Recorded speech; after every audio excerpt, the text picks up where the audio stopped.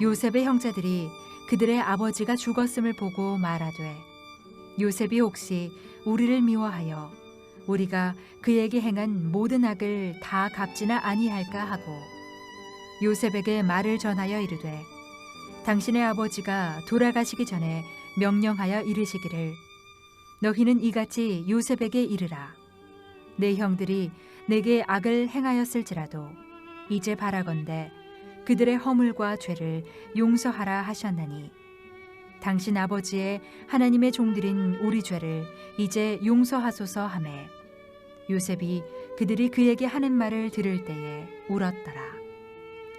그의 형들이 또 친히 와서 요셉의 앞에 엎드려 이르되 우리는 당신의 종들이니이다. 요셉이 그들에게 이르되 두려워하지 마소서. 내가 하나님을 대신하리이까. 당신들은 나를 해하려 하였으나 하나님은 그것을 선으로 바꾸사 오늘과 같이 많은 백성의 생명을 구원하게 하시려 하셨나니 당신들은 두려워하지 마소서. 내가 당신들과 당신들의 자녀를 기르리이다 하고 그들을 간곡한 말로 위로하였더라. 오늘은 내가 하나님을 대신하리이까 라는 제목으로 하나님의 말씀을 전하겠습니다. 며칠 전 스포츠 뉴스에서 스포츠 세계에 극한 직업이 있다 하나를 소개했습니다. 무엇이라고 생각하십니까? 심판입니다. 경기를 이끌어가는 심판. 특별히 야구나 축구나 농구에서 심판의 역할 때문에 때로는 크게 곤혹을 당할 때들이 많이 있습니다. 심판의 오심 때문이기도 하고 때로는 선수들이 잘못 판단으로 심판들이 욕을 먹기도 하고 또 두들겨 맞기도 하고 그래서 어떤 경기를 보니까 심판이 막 도망을 가더라고요. 도망을 가면서 그냥 경기를 끝내버리는 그러한 경우도 있었습니다. 그래서 심판을 잘하면 본전, 못하면 비난과 신체적 위협을 받는 그런 극한 직업이다. 이렇게 소개를 하더라고요. 심판의 결정에 의해서 재미없는 경기가 될 수도 있습니다. 또한 심판의 결정에 의해서 최고의 경기로 선수들의 그 기량을 잘 발휘할 수 있는 그러한 게임이 될 수도 있는 것입니다. 우리가 이렇게 사실 여부를 판단해서 결정 내리는 거 그거 결코 쉽지 않습니다. 특별히 심판자로 산다라는 거 그거 참으로 어렵습니다. 근데 우리는 대부분 어떻게 살아요? 우리가 심판자로서 살아가죠. 이것은 선이고 이것은 악이고 너는 죄인이고 나는 의인이고 당신은 잘못됐고 나는 잘했다. 이것이 인간이 죄를 지은 이후로 우리 속에 들어와 있는 그 죄성이라고 합니다. 오늘 본문의 배경은 이렇습니다. 야곱이 죽었습니다. 야곱의 아들들은 장례를 다 마치자마자 또 다른 감정이 그들에게 찾아왔습니다. 우리도 죽겠구나. 동생이자 애굽의 총리인 요셉 때문입니다. 과거에 자기들의 동생이 요셉을 죽이려고 했던 일, 결국은 상인들에게 노예로 팔아버린 것들이 다시 떠오르게 된 것입니다. 지금 요셉을 만난 지 17년이 더 넘었습니다.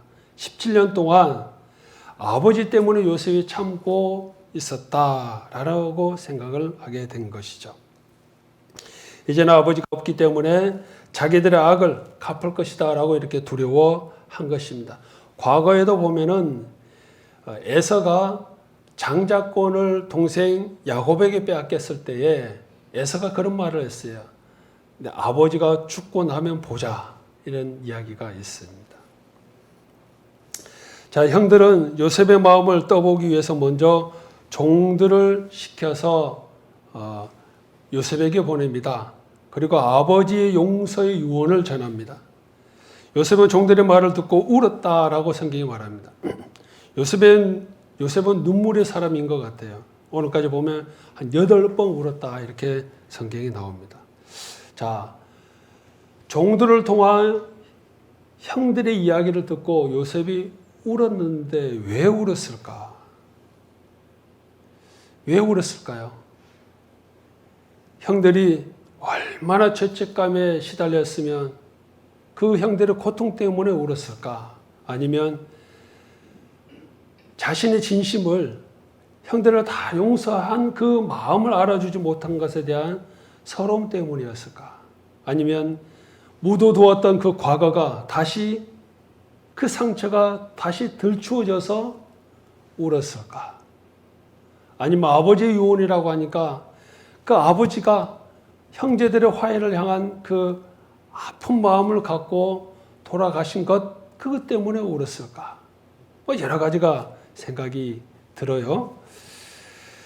자, 형들은 요셉이 울었다라는 그 종들의 이야기를 듣고 이번에는 형들이 직접 찾아갔습니다. 요셉의 눈물이 그들에게 어떤 메시지로 들렸기 때문에 다시 찾아갔을까요? 요셉이 울었기 때문에 이제 안심이 되었다라고 생각한 것인지, 아니면 요셉이 운 것 때문에 아이고 큰일 났다라고 생각한 것인지. 그런데 성경에는 그들의 마음에 두려움이 있었다라고 말합니다. 종들을 통해서는 용서해달라, 하나님을 들먹이고 아버지 이름을 들먹이면서 자비를 구했는데 이번에는 요셉의 종으로 자처하고 납작 엎드렸습니다. 이때 요셉이 형들에게 한 말이에요. 내가 하나님을 대신하리이까. 내가 하나님을 대신하리이까. 여러분 이 말 어떻게 들리세요? 하나님을 모르는 자들에게는 안심되는 말입니다. 재수 좋게 잘 넘겼다. 그렇게 가슴을 쓸어내리겠죠. 그런데 하나님을 믿는 자들에게는 사실 이것은 굉장히 두려운 말이기도 한 거예요. 용서하신다면 그것을 하나님이 하실 것이고, 만약 심판하신다면 그 일도 하나님이 하실 것이다. 형들은 그 문제를 나에게서 해결하려고 하지 말고 하나님 앞에서 해결하라 라는 그런 이야기거든요. 근데 그들은 과거에 악을 행했잖아요. 하나님 앞에서 그것을 처리하라. 하나님과 관계에서 해결하라. 상당히 두려운 말이죠. 어떤 마음으로 어떤 뜻으로 이 말이 그들에게 들렸는지는 모르겠지만은, 그러나 내가 하나님을 대신하리까 라고 하는 이 말은 나에게는 고난이 없습니다 라는 그러한 이야기인 것이죠. 그 일을 하나님의 자유로 하나님께 맡겨드리는 이야기입니다. 오늘 우리는 이 말, 요셉의 이 말에서, 요셉의 태도에서 한 두 가지를 좀 생각해 보고자 합니다. 내가 하나님을 대신하리까 라는 말은 하나님의 주권에 대한 요셉의 신뢰입니다. 우리가 하나님의 주권을 인정한다라는 것은 하나님의 공로를 가로채지 않는다라는 그런 이야기예요. 반대로 나를 주장하고 내 권리, 내 능력을 과시하라고 하는 그 마음은 하나님의 공로를 가로채는 그런 행위인 것입니다. 우리는 언제나 우리 자신들을 드러내고 싶어 합니다. 그런 착각 속에서 우리는 많이 살아가죠. 내가 한 것이야.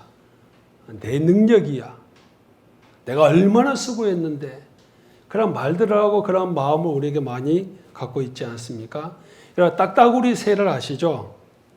나무를 막 쪼아서 구멍을 내는 그런 일들을 우리가 기억하고 있지 않습니까? 이 나무를 쪼아대는데 그 시간이 1초에 22번을 찍습니다. 1분에 22번이 아니고 1초. 째깍할 때 어떻게 해요? 22번이 타타타타타 해요. 이거 어마어마한 속도죠. 어떠한 기계로도 우리는 그런 속도를 인간을 만들어내지는 못한다라고 합니다. 예, 중력 가속도의 1200배의 충격이 가해진다고 해요. 딱따구리의 머리에. 우리가 만약에 그렇게 하면은 한 번 하고 죽어버립니다. 그것을 견뎌내는 거죠. 중력 가속도의 1200배. 우리가 위에서 하는 데서 떨어지면 우리 충격이 있잖아요. 그 1200배예요. 그냥 가루가 되어버리는 거죠. 아무것도 남지 않는 거죠. 굉장히 신비해요. 하나님의 창조가 그렇습니다. 자, 그런데 딱딱 우리가 어느 날 번개치고 천둥치는 날에 나무를 쪼아 대는데 1초도 안 돼서 나무가 쓰러져 버린 거예요. 생각했습니다. 자, 내 힘. 나무를 보면서 감탄을 했습니다. 그것이 아니었죠? 때마침 번개가 그 나무에 내리쳐서 번개로 나무가 쓰러진 것이죠. 착각인 겁니다. 우리 이러한 어리석은 영웅 심리에 빠져 있을 때가 적지 않죠. 우리 사람은 내가 한 것처럼, 내가 다 할 수 있는 것처럼 그렇게 살아가고 있습니다. 참 어리석은 마음입니다. 자, 내가 했다라는 그런 마음을 가지고 살아왔을 때는 사람들의 관계가 원활하지 않게 되는 거예요. 그런데 하나님의 주권에 대한 신뢰를 가지면 우리는 이웃 간에 더 깊은 관계를 맺어갈 수가 있다는 사실입니다. 우리 성경에 보면 형과 요셉이 만났을 때 요셉의 말에 용서합니다라는 5단어는 보지 못했습니다. 그렇다고 해서 요셉이 용서 안 한 것은 아닙니다. 요셉이 수 있는 자리에 있지 않습니다라는 그런 마음을 가지고 살았던 것입니다. 형들을 만나기 전에 이미 하나님의 주권을 인정하고 하나님 앞에서 자신의 삶을 해석하고 이미 오래전에 형들을 다 용서했던 것이에요. 이미 형들의 그 악행을 그의 머릿속에서 마음속에 다 지워 버렸습니다. 그 고통스러운 삶을 잊어버렸던 것입니다. 자신의 삶의 모든 고난을 하나님의 주권에 있음을 고백했었습니다. 그 이유가 뭐냐? 근거가 뭐냐?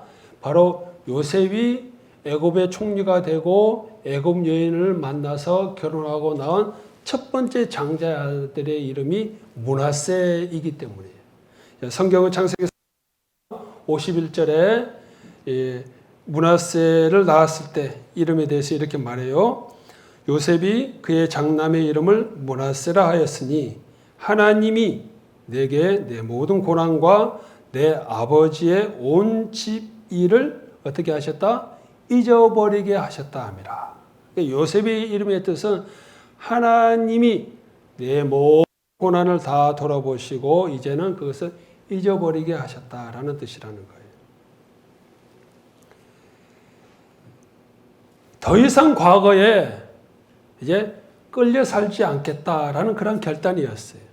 지난 세월의 아픈 상처에 내가 조종당하지 않겠다라는 그런 선언이었던 것입니다. 요셉은 과거의 상처, 또 과거의 미움, 그 과거의 마음을 다 하나님 앞에서 이미 해결했습니다. 그래서 형들에게 자신들의 죄가 들켰고 자신들이 잘못하고 왔을 때에 용서합니다라는 이 말을 하지 않았던 것이에요. 근데 형들은 내가 당신들을 용서합니다. 이 말을 듣지 않아서 지금 불안해한 거거든요. 그래서 지금 또 찾아와서 용서를 구하는 거죠. 자, 요셉의 이런 태도는 지금만이 아니라 그 이전에도 있었습니다. 하나님의 주권을 인정하는 태도. 애굽의 총리가 되기 전 오래전에 나이 30대에 바로 왕 앞에 섰을 때입니다. 야, 내가 들어보니 너가 참 꿈이 해몽이 탁월하다며 이렇게 바로 왕이 칭찬할 때 이렇게 말해요. 어떻게 말합니까? 내가요 많이 배웠습니다. 내가 좀 지혜롭기 때문이거든요. 이렇게 하지 않고 뭐라고요? 해석은 하나님께 있다. 하나님이 가르쳐 주십니다. 이렇게 말했던 거예요.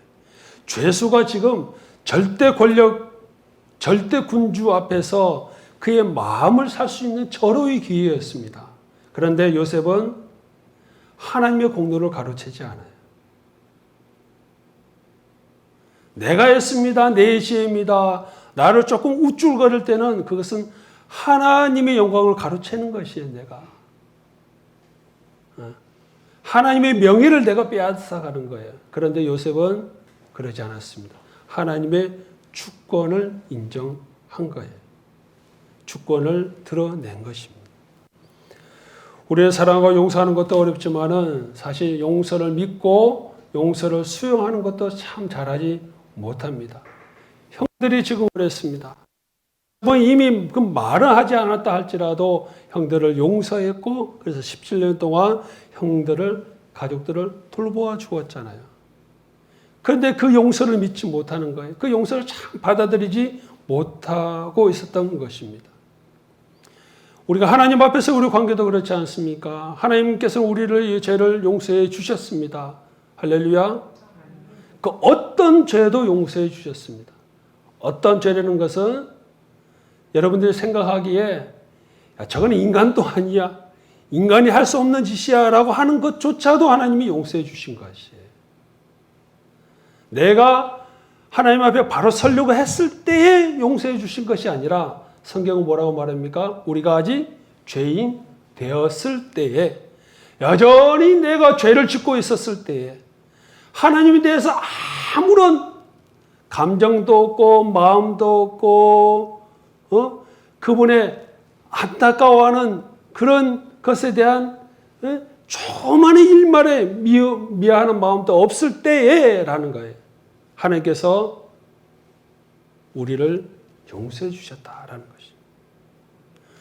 우리 지난 시간에 아론의 금송아지를 보았지 않습니까? 하나님께서는 모세와 산에서 인간과 함께할 사람들과 함께할 그 성막에 대한 설계도를 계획하고 또 아론을 세워서 제사장을 삼고 하나님과 백성들과의 관계를 맺는 중보자로 아론을 세우는 그런 꿈으로 가득했을 때에 뭐예요? 아론은 뭐하고 있었어요? 밑에서 금송아지를 만들고 있었어요. 하나님은 몰랐을까? 아니에요. 하나님은 알고 계셨어요. 알고 계심에도 아론을 뭐예요? 대제사장으로 세우고 계셨던 것입니다. 하나님께서 우리를 그토록 사랑하십니다. 하나님께서 그토록 우리의 모든 죄를 다 용서해 주셨습니다. 당신의 아들 예수 그리스도를 십자가에 죽이시면서까지 우리를 용서하셨기 때문에 우리의 그 어떤 죄들도 하나님의 사랑을 막을 길이 없는 것입니다. 그것을 우리가 받아들일 줄 알아야 돼요. 형들은 요셉의 용서, 요셉의 그 사랑을 여전히 받아들이지 못하고, 뭐 때문에? 죄책감 때문에.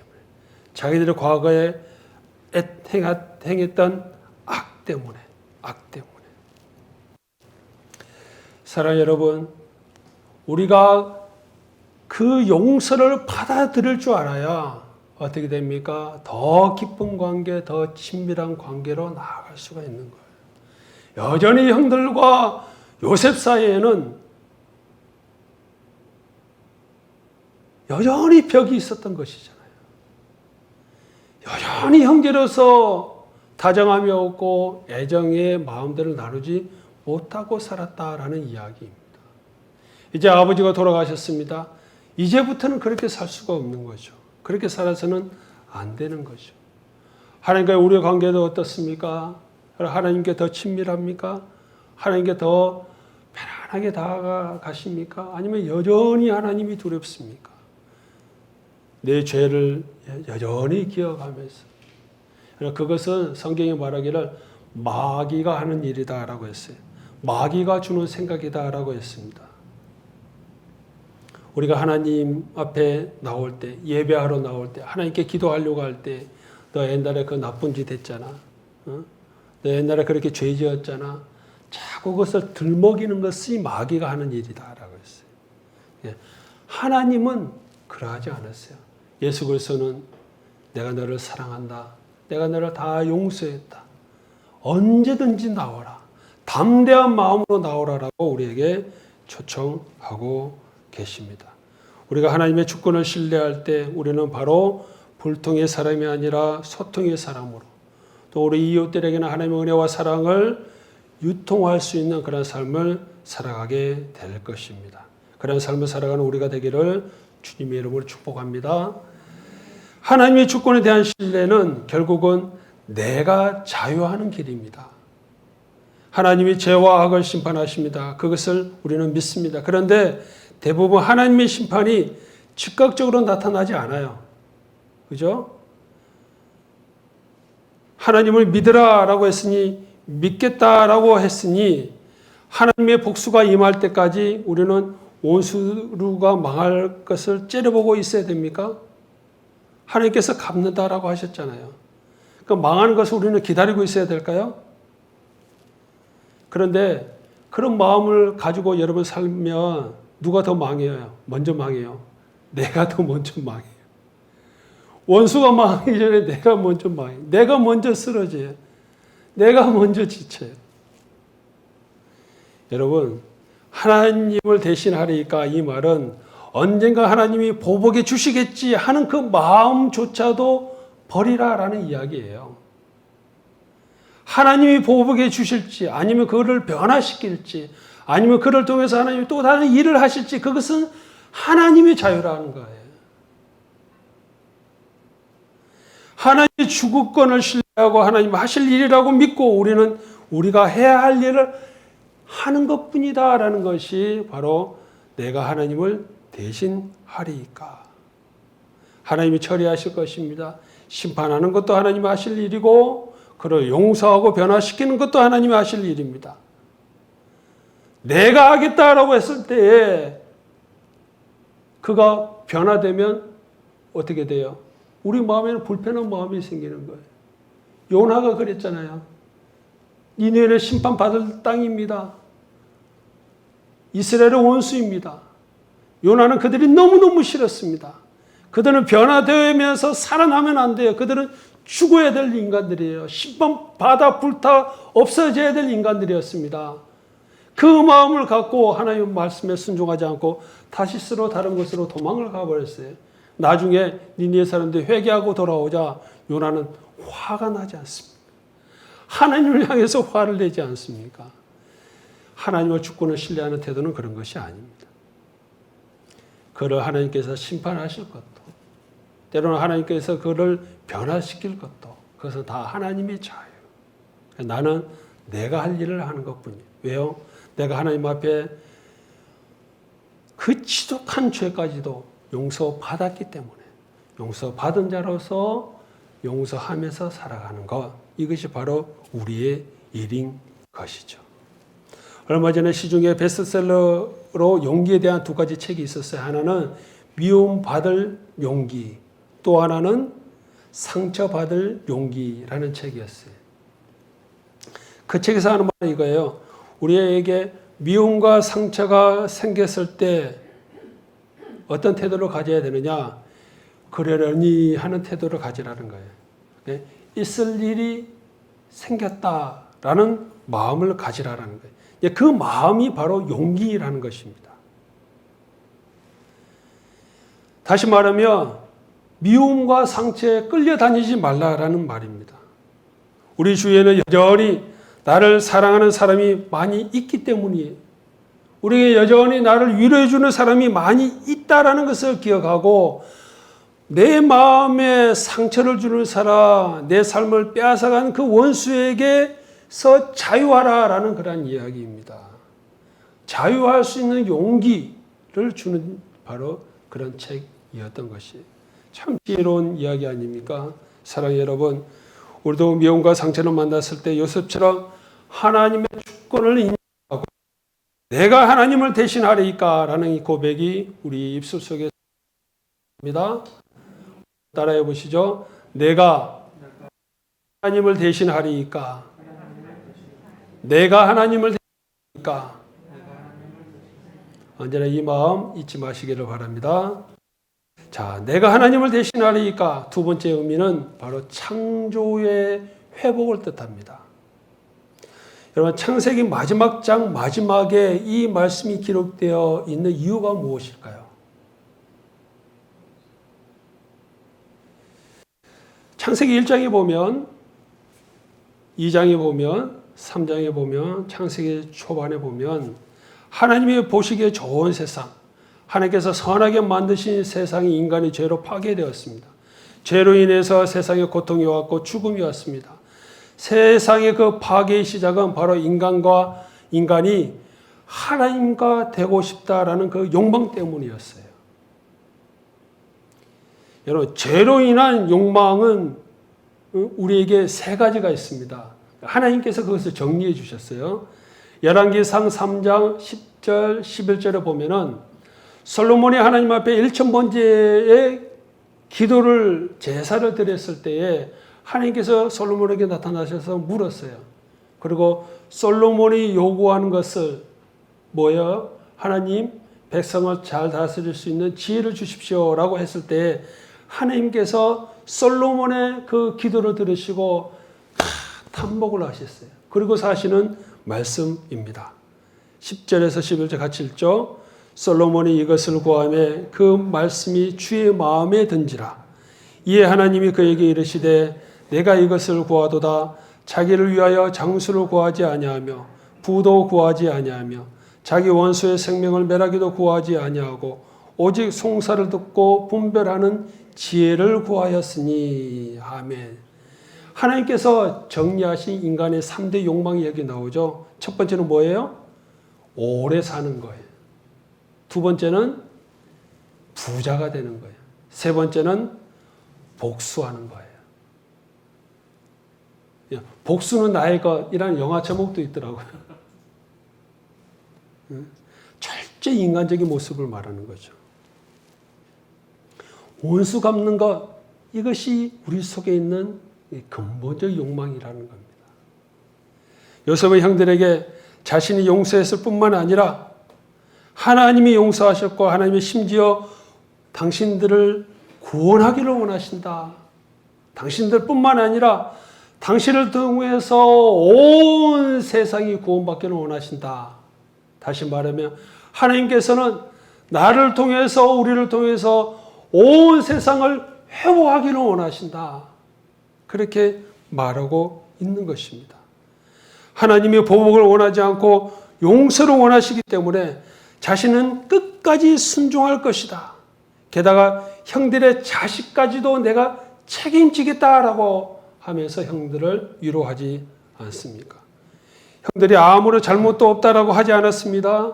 당신들은 나를 해하려 하였으나 요셉이 모르고 있는 것이 아니다라는 거예요. 알고 있습니다. 그러나 하나님은 그것을 선으로 바꾸사. 여러분, 절대적인 선은 누구예요? 하나님이에요. 선은 하나님의 속성입니다. 하나님 한 분만이 선하시고 하나님만이 완전한 선을 행할 수가 있습니다. 그렇기 때문에 우리가 어떤 공의의 이름으로 정의의 이름으로 악을 심판하는 것은 하나님이 하실 일을 우리가 하는 거예요. 잘못할 수 있는. 완벽하게 선을 행할 수는 없습니다. 그것은 하나님만이 하시는 일이에요. 그러므로 하나님이 하시는 일은 선하며 그분이 만드신 모든 것은 선한 것이에요. 그래서 하나님께서 세상을 창조하실 때 보시기에 좋았더라. 그 말이 선하다라는 것이에요. 누가 했기 때문에? 하나님이 하셨기 때문에. 천지 만물에 담긴 하나님 그 선하심을 잘 표현한 그런 감탄이었어요. 그런데 우리가 악의 집행자가 될 때에는 바로 그 하나님의 선하심을, 하나님의 선을 우리가 깨트려 버릴 수가 있는 거예요. 우리가 선을 라고 하면서 악을 집행할 때 우리는 하나님 나라가 세워지지 않는다라는 거예요. 하나님의 선하심이 세상에 드러나지 않을 수 있다라는 것입니다. 그런데 우리는 얼마나 그러한 잘못을 많이 합니까? 악을 악으로 갚는 것이 우리의 일이 아니고 우리는 악을 선으로 갚는 것이 바로 우리의 일인 거예요. 여러분 2014년 10월에 압구정동 아파트 경비원이 분신 자살한 사건을 아마 기억하고 계실 거라고 생각합니다. 2020년에도 아파트 경비원이 주민의 어떤 그 폭압에 못 견뎌서 자살한 사건이 있었잖아요. 2014년도에 경비원이 분신 자살을 했습니다. 3도 화상으로 중환자실에서 고통스러워하다가 이제 사망을 했습니다. 그 아파트에 있는 두세 명의 노인들이 너무 모욕적인 말들로 깊은 상처를 준 거예요. 어떤 데는 자기 아파트 밑에 베란다 밑에 있으라고 하면서 위에서 5층에서 먹을 것을 막 던져 주었다고 하지 않습니까? 분리수거를 하면은 왜 이 모양으로 이따위로 했느냐라고 맨날 구박하기도 했답니다. 받은 상처가 너무 깊어서 그 사람들을 만날까 두려워하면서 경비를 하는 거예요. 눈치 보면서 그런 트라우마를 견디지 못해서 결국은 자살을 선택할 수밖에 없었습니다. 경비원의 자살로 그 아파트 주민들이 모든 경비원들을 다 해고시켜 버렸잖아요. 아파트가 좋은 소문이 안 나기 때문에 아파트 집가 떨어진다고. 그래서 이제 크게 뉴스가 되어 버렸죠.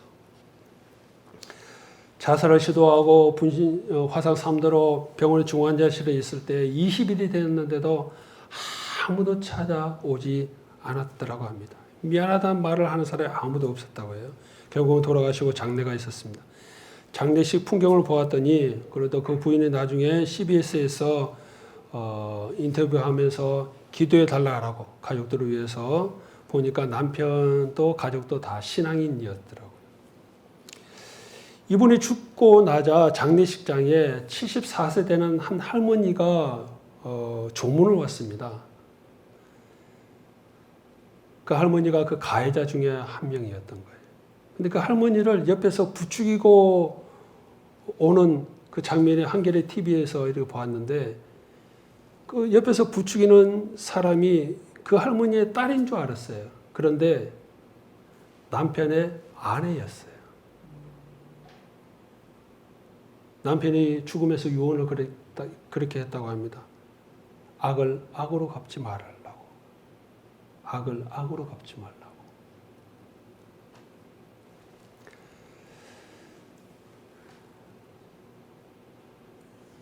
사랑하는 여러분, 우리가 세상에 살아가면서 우리가 미움을 받을 수도 있고 우리가 상처도 많이 받을 수도 있습니다. 세상이 악하기 때문인 거예요. 세상에 죄가 들어와 있기 때문입니다. 세상 사람들 다 내 마음 같지가 않기 때문입니다. 근데 용기를 가지십시오. 그러려니 그런 마음을 여러분 가지십시오. 그리고 하나님 앞에서 나를 돌아봅니다. 내가 어떠한 죄인이었는데, 내가 얼마나 극악한 죄인이었는데, 그런 나를 사랑해 주시고 용서해 주시고 나를 구원해 주셨. 그 하나님의 사랑 예수 그리스도 십자가의 은총을 기억하면서 우리 마음에 악을 담아 놓는 것이 아니라 우리 마음에 원수를 향한 그 분노를 담아 놓는 것이 아니라 바로 그것을 다 하나님의 손에 맡겨버리십시오. 내가 하나님을 대신하리이까. 여러분 세상을 보면 늘 악이 판치고 선은 여전히 뒷전에 물려나 있는 것 같아 보여서 실망스러울 때가 많지 않습니까?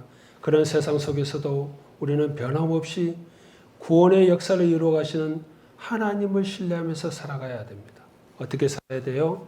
요셉처럼 악을 악으로 갚지 않고 오히려 악을 선으로 갚으면서 그 악을 행했던 그 형들과 또 형들의 가족들조차 책임지겠다라는 그런 마음을 가지면서 원수를 축복하고 그를 더 선대하는 것입니다. 유대인 라필 라시라는 분이 내가 하나님을 대신하리까라는 말을 이렇게 해석했어요. 내가 지금 복수한다면 하나님의 궁극적인 계획에 반기를 드는 꼴이 됩니다. 그렇습니다. 하나님의 나라는 하나님의 뜻은 하나님의 복음은 선을 악으로 이기는 자를 통해서 확장되고 세워져 간다라는 사실을 기억하시기를 바랍니다.